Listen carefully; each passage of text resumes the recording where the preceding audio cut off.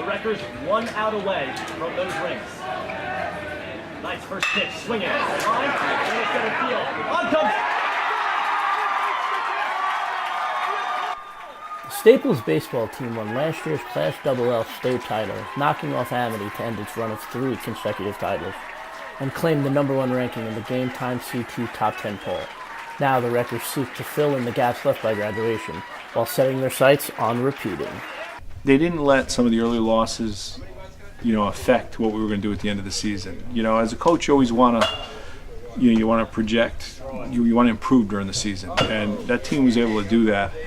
In 2015, Amity was, I think they were 13-7 in the regular season, and we had the gaudy record.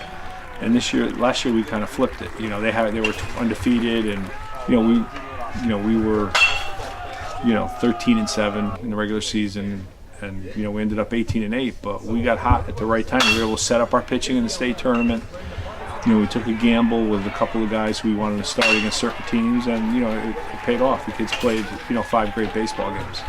I think I definitely embrace it. I've loved pitching in pressured situations my entire life, going back to I was 11, 12 years old, and I think as I've gotten older, I've kind of always just looked for that pressure in those big situations as well. So anytime we're throwing up with a big game, or anytime we're in a big situation, I think I live for those moments. I think our team does as well. I think that's what we thrive on.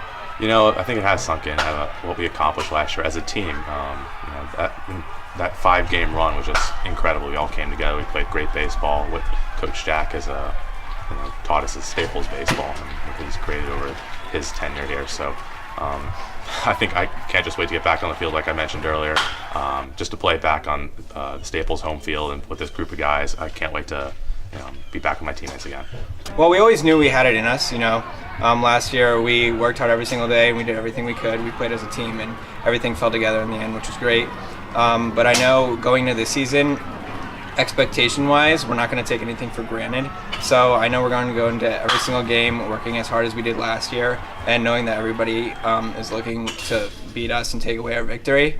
And we know we have a target on our back, so we're not going to necessarily go into a game thinking we're better, but we're certainly going to be confident, but we're not going to say we have this in the bag. We're going to work as hard as we can. We lost 3 real good pitchers, and Ryan Fitton, George Goldstein, and Ben Casperia. So we have to, we have a lot of innings we have to fill in. As far as our, out in the field, I think we're going to be very good defensively. We have a lot of, very strong up the middle. Our catcher's back, our shortstop's back, our second baseman's back, our center fielder's back. So we're excited about our defense. We're excited about our lineup. Our biggest thing is going to have to be to stay healthy, and come up with some arms. Chris Durbel's a real good center fielder. He had a great year for us last year.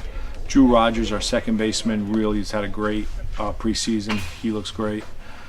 You can't win without great catching. Our kid Matt Stone, he's one of the top 5 catchers in Connecticut. He's tremendous. He has a strong arm. He's a real good hitter for us, and he's a very experienced kid. He's real good with the pitcher. So, I think, to be strong up the middle like that is definitely going to be helpful. I think it gives you all the comfort in the world that that you have guys out there that can make plays for you, and that you have your teammates that you've played with for years out there just to help calm you down and comfort you. I think for all pitchers though, knowing that you're going to get some run production too from such a great lineup, I think that's the best of all. Where a lot of the action takes place. I know we have a lot of great chemistry out there.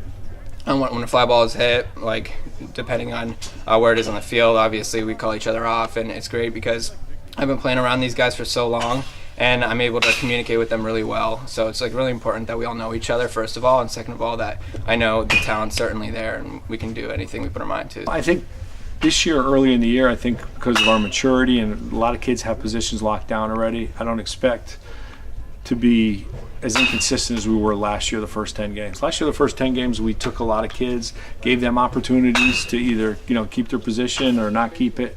And, it hurt us a little bit, but in the end, it made us stronger.